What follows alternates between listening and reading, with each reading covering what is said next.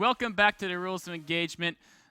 Before we jump into game number 3 between Feast and MVP, I want to encourage you guys, if you're interested in game design, audio engineering, video production, 3D animation, all this cool stuff that's involved in getting a career with a game development company, an esports company like MLG, check out fullsail.edu/MLG. All you have to do is tell them what type of programs you might potentially be interested in. They'll give you information about the different educational programs, you know, how long they take, what type of potential careers you can get later down the road once you get the degree, etc. It's a great way to basically learn more about both esports and, more importantly, game design, because you wouldn't be esports without amazing games, and you can be part of making those games happen. Now let's jump into game number 3 between Feast and MVP. A couple things I want to point out in this game. It's actually a little bit of a different game. There's no blink stalker nonsense here. Although I actually love that build, and Feast plays it so well. But here he's going to do an upgrade focus PvT opening, and it's a really strong opening. This is one actually a lot of Terrans are saying they find the hardest to beat, the opening Feast does. So if you're Protoss, feast your eyes on this opening. This is a great one. Getting the most out of an attack. So if you're going to launch an attack and your opponent defends it well, how can you basically restructure things to get the most benefit possible? Then dealing with High Templar. I know a lot of Terran players, especially on the forums, say, High Templar, they kill all my stuff. What can I do? I can't beat Protoss late games. They pull my CVs every game, then they call me cheesier. Well, you can deal with High Templar. There's a couple key things that are very important to focus on in that late game against High Templar. We'll talk about those once we get to there. But first, starting this game off at the 5-minute mark, going to be talking about an upgrade-focused PvT opening. So, standard, 1-gate expansion. You get your expansion. He's going to scout with that Mothership Core to see what's going on, what his opponent's up to. But the important thing is, in a Wings of Liberty style build, here you'd be getting 2 more gateways in Robo. Here you just go straight for that Forge. And why can you get that Forge so fast? Well, the reason why you can do this is because if they attack you, as long as you don't lose that Mothership Core, you have Photon Overcharge, and your natural will be fine from early attacks, pre-medevacs. As long as you Photon Overcharge your Nexus, and then you use Sentry Force Fields on the ramp so they can't just run up there, you should be fine. Of course, you have a couple gateway units as well. So this thing is really awesome because what it does is you're going to get a superior mid-game army because you have better upgrades. Now, of course, in addition to just having less gateway units for defense, which you don't need because of the Mothership Core, that means you have less gateway units to have a presence on the map, which means you give up map control. So that's a disadvantage. You give up map control. But you do get a stronger mid-game army, and you have access to these photon cannons, which are great because, they'll stop Widowmine drops, they'll stop Banshee plays, you don't have to worry about a Robo, and they'll also stop potential run-bys of Hellions and Marines, or they'll help against it. So, good to get those cannons up there to stop Widowmine drops, and good to get a head start on those upgrades. So, I'm going to take a look at this from MVP. MVP is doing the same build he did game 1, of course. Although this game, because he didn't, his 6-minute SCV scout just saw the sentry there, didn't do anything crazy. He knows there's no mass blink stalk attack coming, so instead of going defensive with his first units, he's going to push them out basically, right? Exact same build we saw in game 1. 1 factory, 1 reactor barracks, a starport. It's the Widowmine, Marine, Medevac, early aggression. It's not, of course, an all-in. He has expansion. Just tries to put some pressure on, puts a little bit of attack. Of course, disadvantage of building the units early as opposed to what Feast did, he's going to be behind in upgrades. Advantage is these units can maybe do something. As we see here, though, right, if you look at Feast's setup, he's got the Photon Cannons in the mineral line, which means the Widowmines can't get back there. He's got a Mothership Core that could potentially Photon Overcharge a Nexus, so it's going to be hard for MVP to really do too much. Yes, his army is stronger than Feast, but if he gets too close to the Nexus, Photon Overcharge will kill him. So he's going to try to get something done, but it's hard to get too much. So if you realize you're in a situation where he was thinking about lifting the mine up and trying to get a past army, if you're in a situation with Photon Overcharge, you can't get your mines into your opponent's mineral line, right? That's just the fact. They won't make it there, right? He tried to kill the Mothership Core, Time Warp saved it. But what can you do from here, right? The mines can't get to the mineral line. They can't get to units either. The units have been avoiding them. They're staying back very well. So what can they do? Well, you can attack to a different location to force the units to walk over your mines, right? And, this time, Feast did a great job using the probe to take that mine hit. This mine hit, though, takes out a Stalker. A couple units get saved by the Medevac there. Nice pull by MVP. And you know what? If we look at the end of that, it's about even trades because MVP lost a bunch of Marines, right? He only came out with 1 Medevac full. He actually unloaded 2 Medevac fulls. But he got a couple kills with the Widowmines. So he's not done, though. He still has these Widowmines, But Feast is a good player. He's not going to walk units over them until he gets an observer out to clean them up. So what can MVP do to basically get more value out of this attack, right? It pretty much was a wash. It didn't really do too much. So, and in fact, they actually put him behind because he's behind in upgrades and he didn't get too much value from the attacks. What he can do, he can force his opponent to run into the Widow Mines by attacking whichever base the army's not at, right? A single Warpin can't really help too much against this. Fourth and overcharge has run out.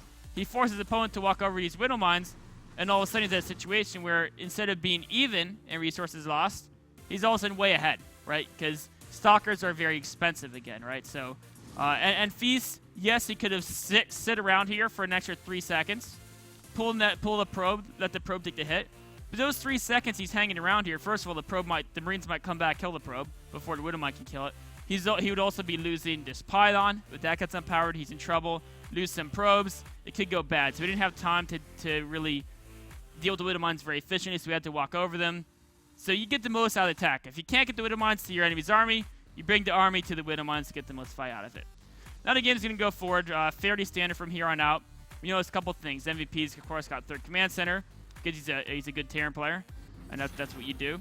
MVP is going to be behind in upgrades, though. We see he's only got 1 attack, whereas Feast has 2 armor already. Feast also has Storm done. MVP doesn't have a Ghost Academy started yet. But MVP does have a little bit of an army advantage right now. Not a big one, actually. It's very, very close. But he has a small army advantage. He's going to try to get some damage done with his drop play. Feast is a little bit sloppy with his unit control there as he's trying to take a 3rd. Cuts off some units with some good force field zone. That's a good trade. But MVP, meanwhile, doing more damage in the main. So this is exactly what Terrans want to do against Protoss. They try to drag the army one way, then they launch all the units into main, try to get a couple of free kills here. Photon Overcharge is going to be annoying. He doesn't want to commit too much in because he doesn't want to get cut off by the potential feedbacks and storms. But MVP is doing what he can to get a decent trade, right? Kill a gateway here, kill a gateway there, not too bad. It's not going to put him ahead in the game, right? Because he's still a little behind in upgrades. He still doesn't have a great way for the storm. But it's going to keep his opponent on 2 bases for as long as possible, which is his goal, right? Just now, Feast is going to try to get that 3rd base up. Now that he knows that the main threat is, of course, on the left side of the map, he expands to the top portion. As we go forward, though, MVP is going to look to do more drop action. Feast is going to move out. And this is a pretty cool spot because MVP says, you know what? I know you have Storm. I know I lost that last game because I tried to fight Storm with no Ghost. So this game, instead of doing that, what I'm going to do is I'm going to counterattack, which maybe he probably should have done in Acheron Waste. Counterattack. And then I'm going to try to make sure that, yes, I'll go up to 3rd base. You can go ahead and take that. But I can defend my natural because it's in a little bit better of a choke. I've got a bunker there. And the bunker, remember the last game he didn't have the bunker. The bunker allows him to spread his units out better. And now he has the Ghost upgrade to defend this spot. And Feast realizes he can't take that, so he backs away. Meanwhile, though, MVP kind of forgot to control this army. So if he was controlling that, focus the Nexus down, he probably would have won the game a little bit like right now. But unfortunately, he didn't quite do that. He still can get some good damage done, but Feast, meanwhile, has been warping in defending units because he realizes he has to stop this attack. Good storms here. Feast is going to hold out. Let's fast forward through this next section because what happens is MVP takes a decent engagement there. He defends his natural. Feast is forced to back away, and now MVP has Ghosts out. MVP has a decent food lead, but again, Feast still has that upgrade advantage. So going forward in a position where it looks like a fairly standard TVP. Terrans usually have by about 20 or 30 food. In this case, MVP's had by 35 food. So MVP's slightly more ahead than normal, but Feast has good upgrades. Both players have relatively even tech. Templar versus Storm, Archons, Charge Shots, Bio, Ghost, Medevac, etc. So a very, very standard game. And now we're at the point where a lot of Terrans say, I feel like I'm ahead, but I lose these games from here. And this is where we start talking about fighting against Templar, basically, right? So if you're a Terran player, you know your opponent has Templar. First, I mean, if you can isolate one, go ahead and take that out with the Marines, just a couple of squads like that. But the most important thing is look at MVP, right?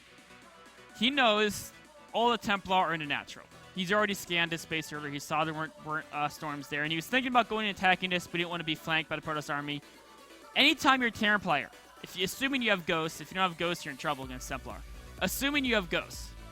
And you know that all the Templar, like in this position here, all the Templar are in a single direction, right? You can see them all straight ahead of you. They're right in front of you. That's when you want to initiate a fight, because if they're all in a single direction, you can launch the attack. Just make sure of 2 things. 1, you never let Templar, if a Templar starts to get close enough to storm your bio, you kite backwards. 2, focus on using your ghost to neutralize those Templar before they get close enough to the rest of your bio. Use snipes and or EMPs, whichever one you prefer, depending on how much Templar are clumped, how much energy you have, how much you want to click, etc. Use those tools to take out the Templar before they get into Storm. And if you're only focusing on a single direction, you can just keep your eyes glued to all the Templar you see on the screen. It's much, much easier. The tricky part comes that there's Templar from multiple directions. Then you gotta back away because you can focus on one, you're hitting all the snipes, and then you look and all your Marines are dead. You're like, what happened? Oh, you see there's a Templar came in from a different direction, Stormballer guys, they'll die, you lose the game. So, only initiate a fight when you know the High Templar are directly in front of you because that's what benefits you. So, you scan, you see all the High Templar, you try to pick them off. See right here? Right here was a little bit dangerous. He should have been pulling back. That Templar was close enough to storm all the bio. Unfortunately, he didn't pull back quite fast enough. Eats a pretty good storm. Luckily, he's got medevac, so eating one storm is not too bad. He can heal up. And then he's going to go and keep sniping the Templar. And from here, he's going to move forward, right? But this is the tricky part, because as he moves forward, he forgot to scan. He should have scanned right here. Would have been able to tell there's a Templar up on the side guard. Now he sees it. Right, he sees two Templar. Uh-oh. I need to back away, right? These are in range. Right now, we're just getting into range where they can hit a good storm. So right now, exactly. See how he backed away almost before the storm even hit? Because he knew he was in that bad position. And now what does he have? He has no ghosts. Just wait for more ghosts, right? Wait for more ghosts, and then he can continue fighting. As long as you have ghosts, I actually catches a few. Feast is trying to do a little counterattack there. As long as you have ghosts, right? You see, oops, sorry, fast forward a little bit too fast there. Let's actually back this up a hair. As long as you have ghosts, what you want to do as a Terran player, watch this from his point of view. You scan ahead of you, right, to try to find Templar. Say, okay, there's a bunch of Templar there, right? I'm MVP, I know that. Bunch of Templar there. Now, as long as I come low, right, he moved down here, all the Templar have to be here, right? If he went across the top and struck down this way, right, there could be more Templar up here that he doesn't know about. So he strikes from an angle where he knows that all the Templar are going to be right in front of him. If you don't have ghosts, you can segment off a few units to try to pick them off. Of course, he still wants to wait for those ghosts to catch up. They're a little bit slower. There's the 3 ghosts. Ideally, you'd have more than 3, but, you know, tough luck happens sometimes. And again, he scans, right? See how to scan? He's pushing, for him right now, he's pushing across the screen towards me, basically, right? The Terran army's on the left side of the screen. He's pushing across the screen towards me. From this angle, he wants to make sure there's no Templar up here. He wants to make sure there's no Templar down here. And then also, so he scans right here so we can see all the angle that comes up as he pushes in. But he's got to be careful. If he pushes in too far, he could potentially be flanked. But as long as you know the Templar are only in one direction ahead of you, that's when you want to initiate the fight. So he's going forward here. He scans. Yeah, he pulls back because he doesn't want to be lured up this ramp, right? If he's lured up this ramp, this Templar down here can come in from the back and backstab him, right? So he pulls back. Always fight only when they're in one direction. Again, he pulls down. See how he's pulling back? Because he knows there could be Templar flanking there. So he doesn't commit to an engagement. He sends a small squad out, right? If there could be a potential Templar flank, only send a small squad out. And then when the Protoss comes out to defend their secret Templar, what are we in a situation right now? We're in a situation all the Templar are only from one direction. MVP is going to initiate the battle. And this is actually, that was a Templar that was up, where was it? Oh, it was this right here. So he messed up his ranges slightly there, had to back away. It's okay to mess up the ranges a couple times. Usually takes about 8 good storms before you really get screwed. So a couple times is okay. But if you get flanked, you get hit by a bunch at once, that's when you're in trouble. So again, he scans here. He hit the Templar that moved up here, so he knows there's no Templar threat from there. The only Templar threat is straight this way. So what does he do? He sends the ghosts in, gets the EMPs, and then once he neutralizes that threat, the only thing that kills is a flank, right? Templar flank. He missed that, so he got eaten by a storm there.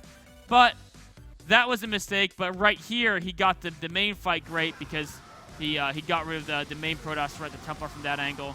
Initiated the battle when the main threat was from one spot. The one flank was bad, right? But it wasn't bad enough. And the reason why it wasn't bad enough is because it was very important that he did there. He initiated a fight from one angle, and then when the some units ran up, he didn't chase his whole army up there. He sent a small squad. That squad ran into a trap and died, but that's okay because meanwhile he was slaughtering the main army. So if you're a Terran playing late game against Protoss, if you know your Protoss opponent only has Templar from one direction, initiate the fight and make sure your Ghost Micro is good. If potentially they're splitting up, hitting from multiple angles, if you can isolate their main army and hit that from one angle, focus the micro there, and send a few units to keep the rest of the army busy while you annihilate the main army. And that's exactly what he did there at the end. Took down that game by just knowing exactly when to engage and when to back away, controlling the ranges well for the most part. Obviously, it wasn't perfect, but doesn't need to be, just needs to be good enough. So I hope you guys enjoyed this analysis of game number 3. We'll take a short break, then be on to the Q&A section.